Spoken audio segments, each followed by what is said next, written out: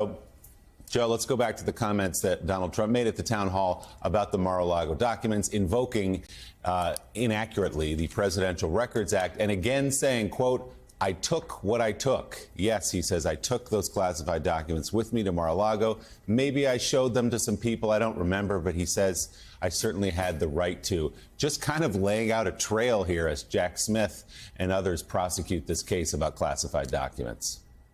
You know, Politico's Jack Schaefer basically had a message for all of us who are concerned about the CNN town hall meeting. It was, stop whining and get over it. This guy has put himself in more legal jeopardy than ever before.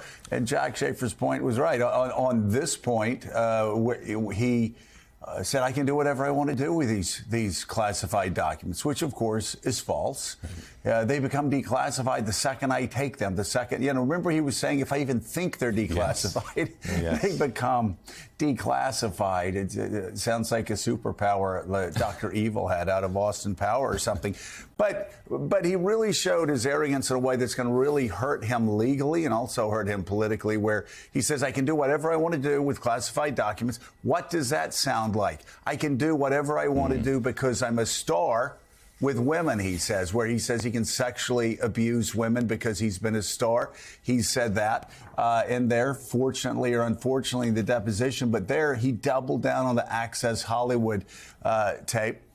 And so all of that's obviously going to hurt him. And also he exposed himself most likely to another defamation suit from E. Jean Carroll because he can't help himself. And it's probably going to cost him another $3, $4, $5 million because a jury of his peers, I mean, this is pretty straightforward. He defamed her once again. And so, yeah, that town hall meeting ended up being costly for a lot of people. It's going to be especially costly, I think, politically, and going to be costly economically for Donald Trump because and legally in a criminal sense, because I think he gave Jack Smith just what he wanted. So I hope getting a couple of people in the audience who were laughing and cheering when he insulted the host, when he insulted E. Jean Carroll, I hope that was worth it for him because it's going to cost him a lot. You know, he's operated with such impunity over the course of his adult life, and he still operates with that mindset. But now it's caught up to him, beginning with E. Jean Carroll. He's got the indictment in New York City, and, of course, everything that's ahead of him in terms of Jack Smith's 2 investigations and what's going on in Georgia. We'll hear some charges come down this summer from the DA in Fulton County. NBC's Garrett Haake took a look for us at the legal peril Donald faces, in part because of what he said the other night on CNN. Former President Donald Trump. Former President Trump's first televised town hall of the 2024 campaign, potentially creating new legal and political challenges for the Republican frontrunner, with an attorney for E. Jean Carroll telling the New York Times she may sue Mr. Trump for defamation again over his latest attacks. I have no idea who this woman. This is a fake story, made up story. I have no idea who the hell. She's a whack job. Just 2 days after a jury found Mr. Trump liable for sexually abusing Miss Carroll in the mid-90s and for defaming her in his denials. And legal experts tell NBC News Mr. Trump may have complicated his own defense in the special counsel investigation into his handling of classified documents, appearing to contradict his lawyer's claims that documents got to his Florida home by accident. I had every right to do it. I didn't make a secret of it. Garrett Haake reporting there. Then there, of course, is the political backlash to that town hall, not just from Democrats. Speaking to reporters yesterday, a handful of Republican senators rejected Trump's positions on issues like the war in Ukraine, the debt ceiling, and his characterization of the January 6th insurrection as what he called a, quote, beautiful day. I mean, does it worry you that your party's leading presidential candidate? Of course it does. That's why I don't intend to support him for the Republican nomination. Who do you hope to support? I haven't decided yet. It won't be him. And what's the reason for you not supporting him? Where do I begin? We as Republicans aren't going to win unless we can convince independents in swing states why we're better than the mess that we've got now. And if you can't do that, I think you're not very articulate at what we should be saying. I think the American public is confused.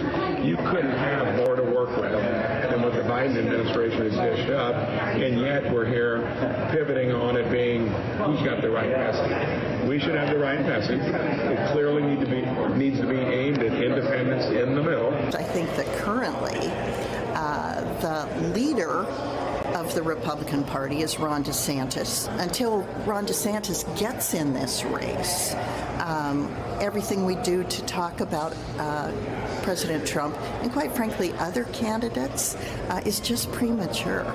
Are you ruling out endorsing President Trump? I've said that what I'm going to do is look at Tim Scott, who I think is going to be running. So again, if you're listening on the radio, that was Todd Young, Mike Braun, both of Indiana, Cynthia Lummis of Wyoming, and Mike Rounds as well, senators, Republicans, speaking out against Donald Trump. So, Joe, we've heard some of this over the last couple of days from Republicans on Capitol Hill, mostly from the Senate, condemning a lot of what Donald Trump said and sort of wish-casting Ron DeSantis as the leader of the Republican Party. I guess we'll have to wait and see, because we've learned this lesson over the last 8 years or so. If Donald Trump muscles Ron DeSantis out of the way and looks clear that he's going to be the nominee, if everyone then falls in line again. The difference is, of course, they have the experience of losing in 17, 18, 19, 20, 21, 22, and especially in 22, Eugene Robinson, where, Joe Biden made historic gains, far as Newt Gingrich said, once again underestimated for a president going in to his first midterm elections. He did better than any other president since 1934 when it came to terms of, like, for instance, governorships. He did exceedingly well. He outperformed everywhere. And so much of that has to do with, Joe Biden got a lot of things done, but also Donald Trump. I'm going to keep saying it. As the National Review writer said before the 22 election, when voters are talking about Donald Trump, Democrats win. When voters are talking about Joe Biden, Republicans win. Donald Trump goes out and he does something like that, which is horrifying to so many people.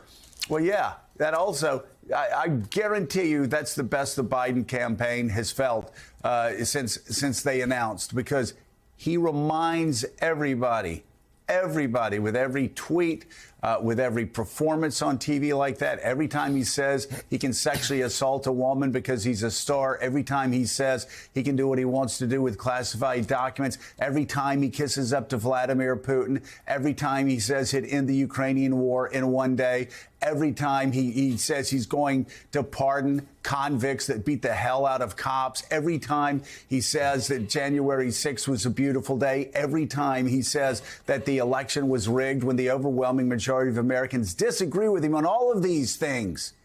That is a huge win for Biden. That is a huge win for Democrats.